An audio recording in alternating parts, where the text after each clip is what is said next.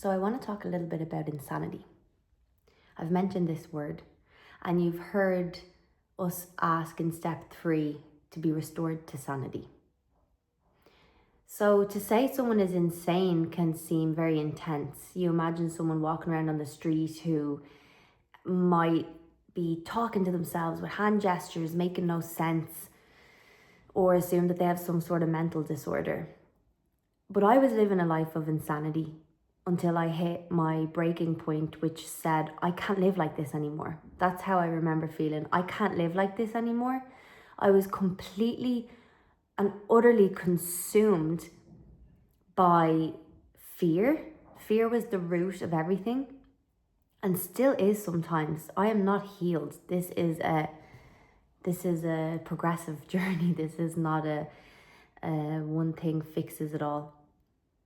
But I was living a life so rooted in fear that it affected all the decisions I was making.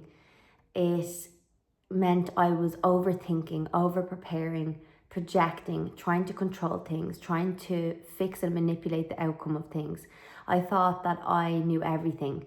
I also felt like a victim a lot of the time and sat in this chair of wallowing, like, why me? And all of these behaviours and all of these traits and all of these ways of showing up and habits caused me a lot of pain and suffering. I was really suffering and in pain mentally, and I started to become unwell in my body and feel it in my bones and just feel this darkness inside and this weight and this frustration and this loneliness and this hopelessness. So insanity for me was playing the victim. Why me? Why are there addicts in my life? What did I do? I remember calling out to God once, like, what did I do to deserve this? Like, why did you do this to me? What am I supposed to learn from it? As if the world was about me.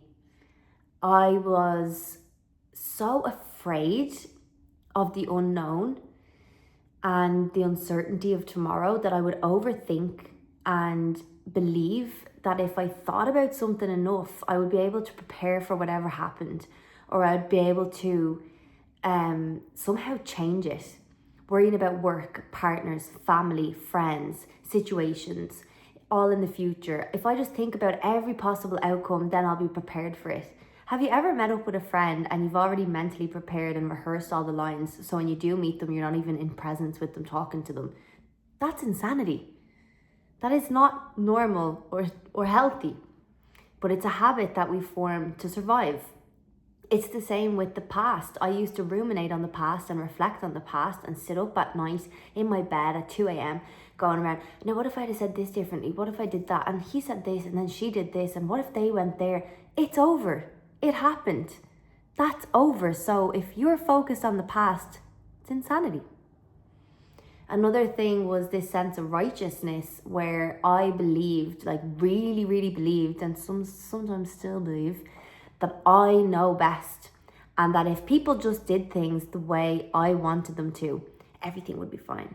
If my sister just read this book, if my mom just went to this class, if my dad just said this, if my brother just forgot this, I was like, then everything would be fine. If I could just make everyone live the way I think, then everything will be grand. As if the world was revolving around me and as if I was God. Insanity. So we get so used to these behaviours because we're trying to survive all the time. And they become normal and they become our go-to and they become our own addictions in a way. I was 100% addicted to thinking.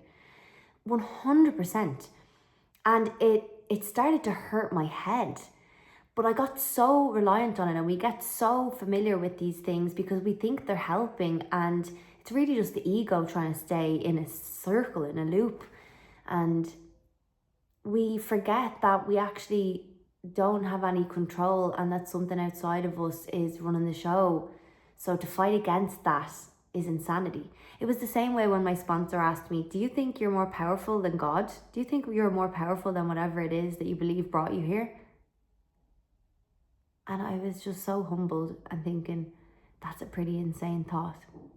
So insanity doesn't have to look like losing your mind or your hair being all over the place or walking in the road talking to yourself or, acting super crazy. But insanity causes a lot of suffering and pain, and the way to step out of that and the way to diffuse that and to find sanity and serenity and peace is to learn how to hand over.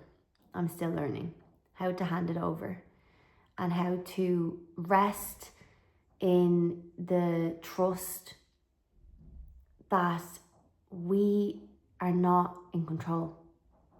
So you'll hear things like let go and let God, live and let live. I'll make another video on that one. Live and let live. That means people can do what they want and you focus on yourself, basically. So maybe this has helped you understand a little bit more about the term insanity when we talk about it in the program.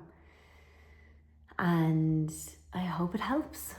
I hope you feel a little bit more sane.